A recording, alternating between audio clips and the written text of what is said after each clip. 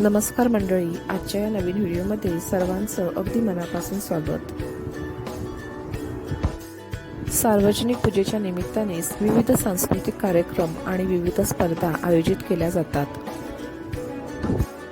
आज इथे महिलांनी अतिशय उत्स्फूर्तपणे पाककला स्पर्धा भरवली आहे, आयोजित केली आहे आणि अतिशय सुंदर सहभाग याच्यामध्ये नोंदवला आहे।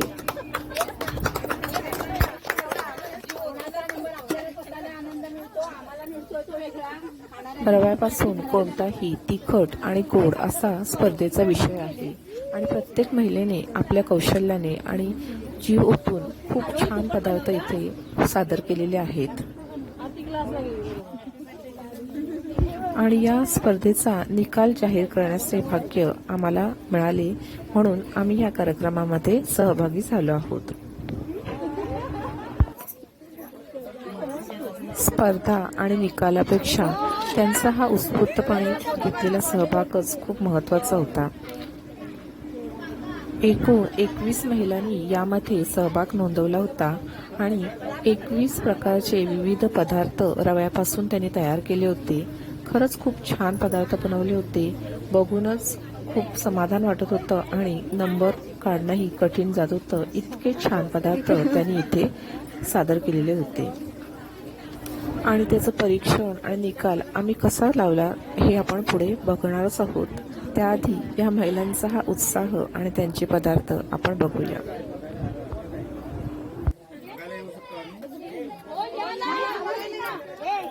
पहिला प्रयोग त्यांच्यावरच असतो, बराच पहिला प्रयोग अहोंवर असतो केलेला।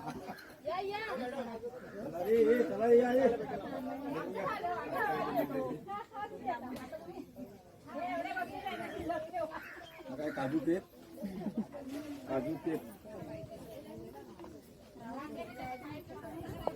काय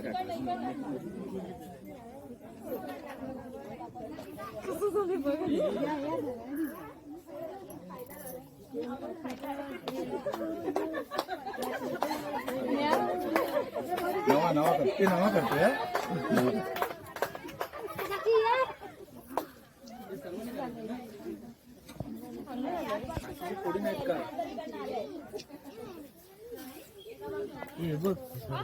मंचुरियन, गोभी मंचुरियन, व्हेरी गुड।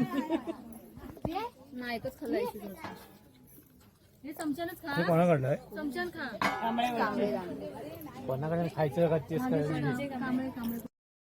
निकालासाठी आम्ही तिघी जणी ज्येष्ठ अनुभवी सौ नागवेकर मॅडम, त्यानंतर स्वयंपाक पारंगत असलेल्या सौ स्मिता पोटफोडे आणि मी स्वतः सौ प्रांजळ घोसाळे अशा आम्ही तिघी जणींनी हा निकाल लावला होता। आणि निकाल लावताना आम्हाला ह्या रेसिपी इतक्या छान होत्या की कसा निकाल लावा हा थोडासा प्रश्नच पडला होता। एकूण 21 रेसिपी होत्या 21 जणींच्या आणि रेसिपी ही इतक्या अप्रतिम होत्या की त्यातून निकाल काढणं थोडंसं कठीणच गेलं होतं, कारण आम्हाला त्यातून फक्त 3 नंबर काढायचे होते आणि पदार्थ 101 खूप छान बनवलेले होते। मग आम्ही प्रथम 3 क्रमांक आणि उत्तेजनार्थ 3 असे 6 क्रमांक त्याच्यातून काढले, कारण नंबर कोणाला द्यायचा आणि कोणाला नाही असं झालं होतं। इतक्या छान रेसिपी या महिलांनी केलेल्या होत्या आणि प्रत्येक पदार्थ नीट निरखून त्याची चव, त्याची पौष्टिकता, त्याचं सादरीकरण आणि त्याची रचना कशी केली आहे, अबोधोबड आहे की व्यवस्थित आहे, आकार वगैरे या सर्व गोष्टी लक्षात घेऊन त्यानुसार आम्ही एक एक त्या ह्यांना गुण देऊन तो निकाल तयार करत होतो।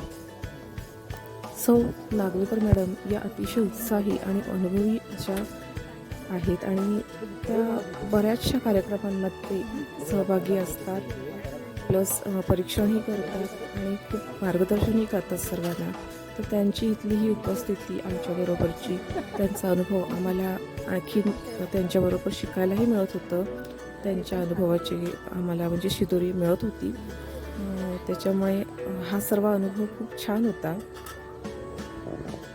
जे पदार्थाची निवड करताना नेमकी कोणती टिप्स वापरावी, कोणत्या पद्धतीने तो पारखावा याची त्यांना आमच्यापेक्षाही जास्त माहिती होती, तर ती माहिती आम्हाला देखील उपयोगी पडत होती। सहभागी सर्वच महिलांचं करावं तितकं कौतुक कमी आहे, कारण रोजच्या स्वयंपाकातून रोजच्या कामांतून वेळ काढून हा वेगळा असा स्पर्धेसाठीचा वेगळा स्वयंपाक बनवणं, त्याच्यासाठी नवीन रेसिपी तयार करणं आणि त्या स्पर्धेमध्ये सहभागी होणं हाच त्यांचा एक महत्त्वाचा म्हणजे त्याच्यामध्ये सहभाग महत्त्वाचा वाटत होता आणि त्याच्यातून मिळणारा त्यांना आनंदही महत्त्वाचा तितकाच होता. कारण स्पर्धा, त्यानंतरचा निकाल, त्यामध्ये झालेल्या विजेत्यांचा आनंद वेगळा आणि सर्व सहभागी झालेल्या महिलांचाही आनंद वेगळाच होता. कारण वर्षातून एकदा होणारा हा कार्यक्रम आणि त्यामध्ये सहभाग होणं, त्याचा आनंद आपल्या सर्व नातेवाईकांसमोर, आपल्या कुटुंबासमोर, आपण एक सगळ्या गावासमोर एक आपली कला सादर करणं, हा आनंदसुद्धा सर्व महिलांसाठी तितकाच महत्त्वाचा होता. सांगायचं विशेष म्हणजे आमच्या आंबेशेत गावामध्ये असे कार्यक्रम अगदी वरच्यावर होत असतात. अगदी लहान सणांपासून अगदी मोठ्या सणांपर्यंत वेगवेगळे कार्यक्रम आखून आणि स्पर्धा परीक्षा घेऊन अगदी आबालवृद्ध सर्व तरुण आणि सर्वच दर्जातील जी पिढी आहे ती यामध्ये उत्साहाने भाग घेत असते. ते या सर्व महिलांनी आपण जो काही पदार्थ केला आहे त्याची साहित्यासह सर्व कृती अगदी व्यवस्थित इथे लिहून ठेवलेली आहे. त्यामुळे इथे जे काही आम्ही परीक्षक आणि इतर जी मंडळी बघण्यासाठी प्रेक्षक जमलेले होते, गावातील सर्व मंडळी यांनासुद्धा वाचल्यानंतर ती जी कृती आहे म्हणजे तो जो पदार्थ आहे तो कसा बनवायचा याची माहितीसुद्धा व्यवस्थित मिळत होती. त्याच्यामुळे स्पर्धा अतिशय योजनाबद्ध अगदी केलेली होती. गावामध्ये वारंवार होणारे हे असे सण जीवनामध्ये उत्तेजन भरून देतात. रोजचं जे चाललेलं आपलं जीवन असतं त्याच्यामध्ये असे कार्यक्रम, सांस्कृतिक कार्यक्रम अगदी आमच्याकडे मोठे मोठे अगदी पालखी, तालुकास्तरीय पालखी स्पर्धा, त्यानंतर मागी गणेशोत्सव अतिशय सुंदर असा इथे मागी गणेशोत्सव साजरा केला जातो. अगदी 8-10 दिवस खूप कार्यक्रम असतात आणि या सर्वातून काय होतं की सर्वांची जी जगण्याची नवी उर्मी असते ती वाढली जाते आणि एक म्हणजे जीवनामध्ये छान रंग भरला जातो, उत्तेजन मिळतं प्रत्येकाला, नवीन काहीतरी करण्याची उमेद निर्माण होते.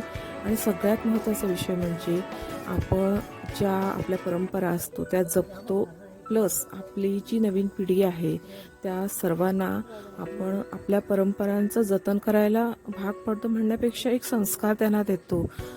त्याच्यामुळे हे असे कार्यक्रम कायम होत राहावेत, अखंडित, असं मलासुद्धा वाटतं. आणि सर्वांनाच म्हणजे हा एक खूप चांगला विषय आहे गावामध्ये की प्रत्येक सणाला काही ना काही असं स्पर्धा नाहीतर मग कार्यक्रम केला जातो आणि त्याच्यामुळे नव्या पिढीला सुद्धा ती एक संस्काराची शिदोरी मिळत राहते. आणि माझं जे एक छोटंसं यूट्यूबचं चॅनल आहे त्याच्यावरती मी कधी कधी माझे स्वतःचे रेसिपीचे वगैरे व्हिडिओ टाकत असते आणि त्याचबरोबर ज्यावेळी मला शक्य होतं त्यावेळी मी घरातून बाहेर पडून असे हे सर्व कार्यक्रम आपल्यासमोर सादर करत असते, त्याचं सादरीकरण करत असते. अगदी प्रत्येक वेळी मला जमतंच असं नाही, पण ज्याच्या वेळी मला जमतं त्यावेळी मी अगदी आनंदाने हे करते. खरं तर मला यूट्यूबमधून आत्तापर्यंत एकही रुपया मिळत नाही आहे, पण म्हणतात ना की पैसा हा नेहमी दुय्यम असतो आणि सामाजिक बांधिलकी हीच खरी मोठी देणगी असते. तसंच काहीसं मला इथे पैशापेक्षाही हे जे आपल्या छोट्याशा ह्या चॅनलतर्फे आपल्या गावातील लोकांचा हा उत्साह, हा सर्व सांस्कृतिक कार्यक्रम वगैरे हे सर्व लोकांपर्यंत पोचवता येतात आणि त्याचा त्या गावातल्या म्हणजे गावातल्या मंडळींनाही आनंद मिळत असतो, प्लस मलाही मिळत असतो. कारण हे जे सगळं आपण आम्ही करत असतो ते या चॅनलच्या माध्यमाने सेव्ह राहतं. कधीही केव्हाही आपण बघू शकतो. आपल्या मागची पिढी म्हणजे आपली छोटी मुलंही ती या मोबाईलवरून, टी व्हीवरून ते बघत असतात कार्यक्रम आणि त्यांच्यामध्येही एक प्रेरणा तयार होते की हे खूप छान करता आहेत आपले म्हणजे मम्मी पप्पा किंवा कोण असतील सर्व ते काका काकी, दादा दिदी, तर आपणही असं करावं, आपणही सहभागी व्हावं, हा एक आनंद किंवा त्यांच्यामध्येही ऊर्जा तयार होत असते. त्याच्यामुळे हे सर्व करायला मलाही खूप आनंद वाटतो आणि मनापासून इच्छा आहे की असं हे सर्व जे काही चाललेलं आहे प्रत्येक सणासुद्धाला होणारे हे कार्यक्रम आणि महिला आणि सर्वांसाठी मिळणारा हा अशा वेगवेगळ्या संधी वगैरे हे अखंडित असंच चालू राहून दे आणि उत्तरोत्तर गावाची प्रगती होत राहू दे असं मला मनापासून वाटतं. इथे केलेले सर्वच पदार्थ खरोखर छान आहेत आणि कोणतीही महिला जेव्हा एखादा पदार्थ बनवते तर साहजिकच ती आपल्या कुटुंबासाठी, आपल्या मुलांसाठी किंवा नातेवाईक किंवा कोणाहीसाठी जेव्हा ती बनवत असते तेव्हा ती आपला पदार्थ हा चांगलाच हवा, त्याला आवडावा असा काटोकाट प्रयत्न करत असते. अगदी जीव ओतून ती तो पदार्थ करत असते. त्याच्यामुळे प्रत्येक पदार्थ हा छानच असतो. कुठल्याच पदार्थाला तसं आपण नाव ठेवू शकत नाही. पण स्पर्धा म्हटली की स्पर्धा असते, त्याला नियम अटी हे लागू असतात. तर अशा नियम अटींमधून मग जे एकदम बाहेर पार पडतात तेच खरे तर मग विजेते ठरतात. आणि असेच काही अटी नियम आम्ही मग इथे तयार केल्या होत्या आणि त्याच्यातून काही अगदी व्यवस्थित सिलेक्ट झाले होते. म्हणजे त्यांची बनवण्याची पद्धत काहीतरी नाविन्य, रवाच माध्यम घेऊन पण त्याच्यातून काहीतरी नवीन बनवणं आणि नवीन बनवल्यानंतरही त्याची चव, त्याची रचना याची व्यवस्थित सांगड करून त्यांनी तो नंबर पटकावला होता. आणि काही जणांनी मात्र करण्याचा प्रयत्न केला होता पण कुठेतरी मग त्याचा प्रेझेंटेशन चुकलं होतं किंवा मग चवीमध्ये काहीतरी थोडासा कमी जास्तपणा झाला होता, त्याच्यामुळे त्यांचा नंबर निसटला होता. तर काही पदार्थ मात्र असेही होते जे पारंपरिकच होते, पण पारंपरिक असलं सुद्धा तरी त्याचं सादरीकरण आणि त्याची चव अतिशय छान सादर केलेली होती. त्याच्यामुळे अशाही पारंपरिक पदार्थांना इथे नंबर मिळाला होता. आता इथे या व्हिडिओमध्ये मी सर्वच म्हणजे जे त्याच्यातून आम्ही जे काही नंबर काढले ते इथे मी सांगितलेले नाही आहेत, कारण आमच्याकडून निकाल फक्त मंडळाकडे गेलेला आहे आणि मंडळाकडून सर्वांसमोर तो अजून काही निकाल जाहीर झालेला नाही आहे. त्याच्यामुळे आम्ही नंबर नेमके कोणत्या पदार्थाला मिळाले हे या व्हिडिओमध्ये टाकलेले नाही आहे. पण निकाल आमच्याकडून दिलेला आहे आणि आम्ही ह्याच्यातून 6 नंबर काढलेले आहेत. प्रथम 3 आणि उत्तेजनार्थ 3. एकूण पाहता सर्वच पदार्थ खूप छान होते. नाव ठेवणार का कोणत्याच पदार्थाच्यात नव्हता. सर्वप्रथम म्हणजे सर्वच पदार्थ अप्रतिम झालेले होते.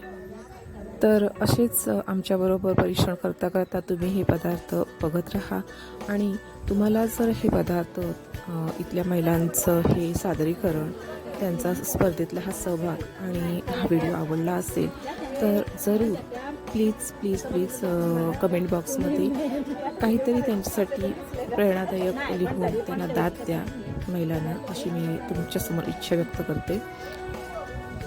कारण कोणत्याही एका सुगृहिणीला तिने केलेला जो म्हणजे रांधक असतं, तिने केलेला जो स्वयंपाक असतो त्याच्या मोबदल्यात प्रशंसा एवढीच फक्त अपेक्षा असते.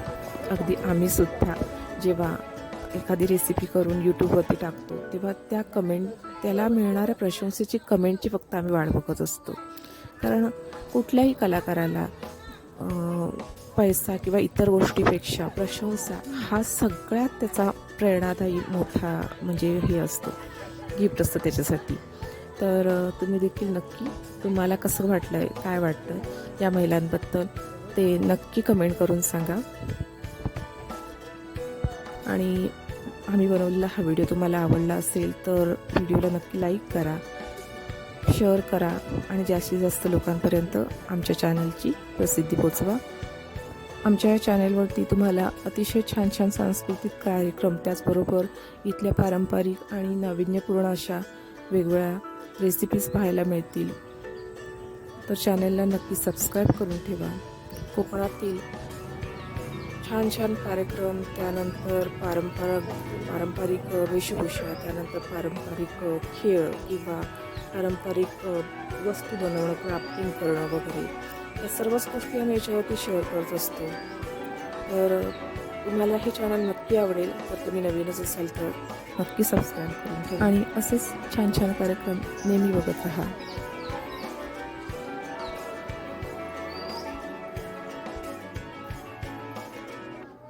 रवा लागतो ना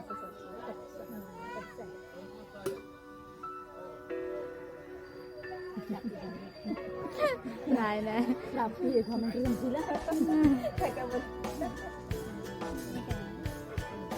ऐकायला तेच म्हटलं.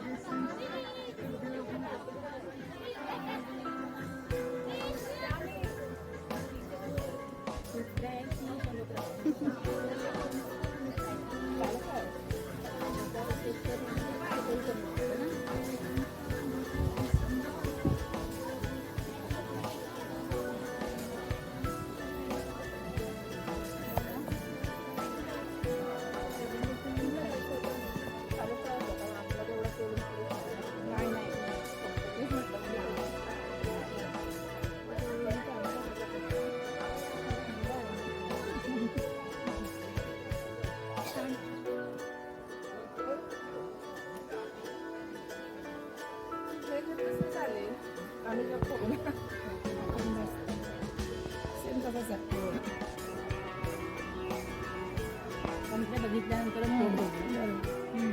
डोळ्याने पोट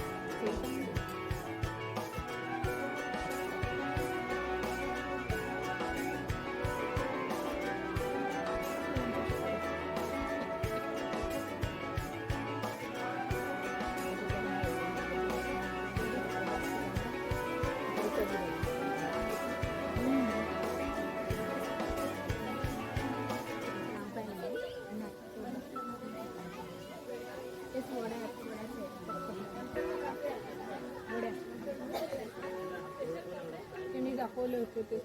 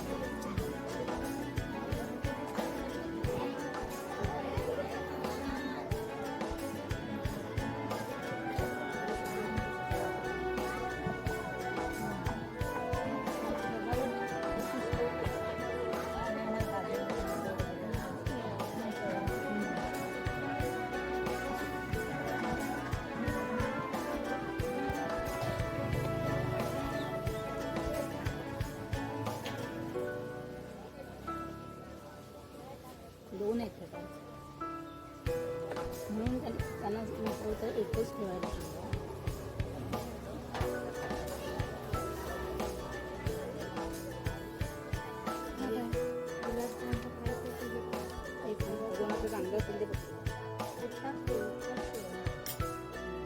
पण त्यांनी ह्याचंच दिलं ना.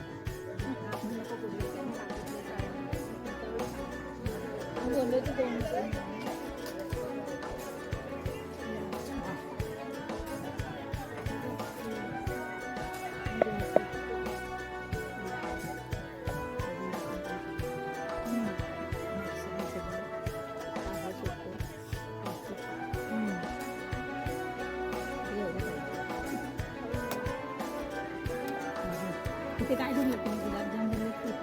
गुलाबजाम दिले मी पण टेस्ट करते. ठीक आहे.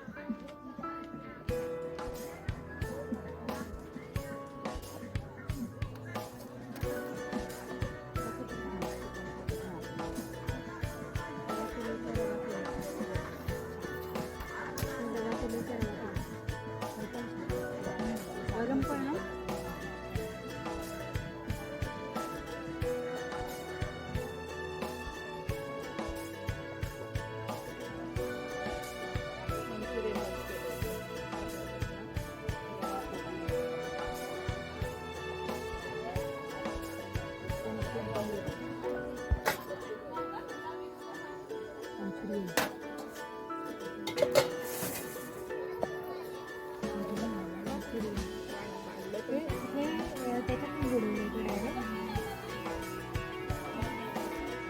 दोन प्रकारे ठेवलं होतं. एकदा त्याचं टाकून ठेवलं बाहेर ठेवलं. टाकलेलं मुरलेलं खायचं असेल तर ह्यातलं खा.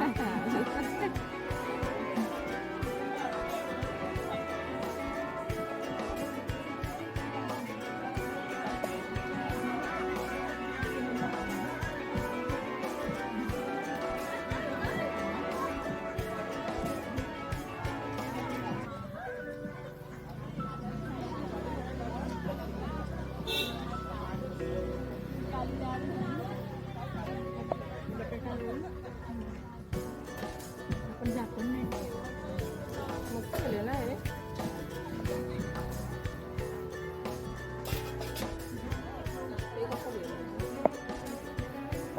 केक आहे रवा इडली केक.